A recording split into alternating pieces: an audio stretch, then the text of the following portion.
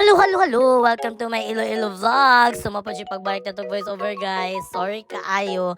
So, mo ni siya ang part, guys, nga nag-suri-suri mi sa Iloilo countryside. So, first na mong gidungan is Garin Farm. So, mura ni siya ogan, guys. Suriyanan, yan na po pilgrimage. So, nag-entrance na may dira, no, tag 50 pesos. So, isigkot mi sa mga bulsa, guys. So, nagsud ni mo ni siya ilang garden. O niya, magsakay mo og golf cart kay para makadto mo sa babaw. So mo na siya, guys, picture sa tadira nya mo to nakasakay na dayon tatag say sinta ang plite bayot padong sa center. So mo na siya magkita kag mga dom-dom, yung mga flower and everything, and mga plants, greenery.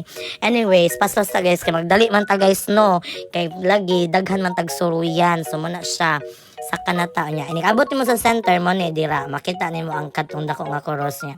Nasa mga kay lagi pilgrimage man po niya siya. So na dire mga Bibles, mga katawhan niya. Napos sa Soriana, napos sa resort, guys. Pwede po ka maligo dira sa swimming pool. So na siya sa center. Unya inig abot nimo dira musaka ka padong dito sa katong padong sa namura kog buang nagiring nagagandagan. Unya padong na dayon na siya sa babaw. Musakay na po kag another cart mo na siya padong sa katong kinakit-an ninyo nga video sa on reels katong murag langit, guys. Musaka ka dira. So bye bye, next part na dayon.